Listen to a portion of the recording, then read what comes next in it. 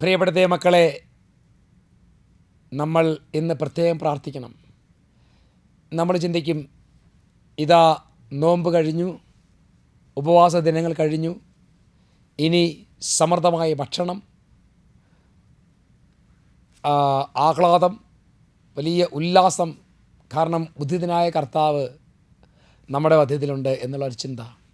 പക്ഷേ പ്രിയപ്പെട്ട സഹോദരങ്ങളെ, ഉദ്ധാന തിരുനാളും ക്രിസ്മസും ഒക്കെ നമ്മൾ കടന്നു പോകും. പക്ഷേ നാം ദൈവകൃപ പ്രാപിക്കണമെങ്കിൽ പ്രിയപ്പെട്ട സഹോദരങ്ങളെ, നമ്മുടെ ശരീരത്തെ നിയന്ത്രിക്കണം, നമ്മുടെ കണ്ണുകളെ നിയന്ത്രിക്കണം, ചിന്തകളെ നിയന്ത്രിക്കണം. നമ്മുടെ എല്ലാ പ്രവൃത്തികളും ഈശോയ്ക്ക് ഇഷ്ടമുള്ളതുപോലെ ആകണം. തിരുനാൾ ആഘോഷിക്കരുതെന്നല്ല അച്ഛൻ പറഞ്ഞത്. പ്രിയപ്പെട്ട സഹോദരങ്ങളെ, എല്ലാത്തിനു മേൽ നമുക്ക് കൺട്രോൾ ഉണ്ടാകണം.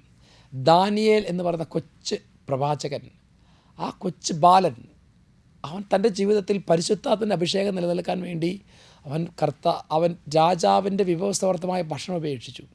നമ്മളിലുള്ള പരിശുദ്ധാത്മ നിലനിൽക്കാൻ വേണ്ടി നമ്മുടെ ശരീരത്തെ നിയന്ത്രിക്കണം. ദാനിയേൽ പ്രവചനം 1-ാം അധ്യായം 8-ാമത്തെ തിരുലിഖിതം.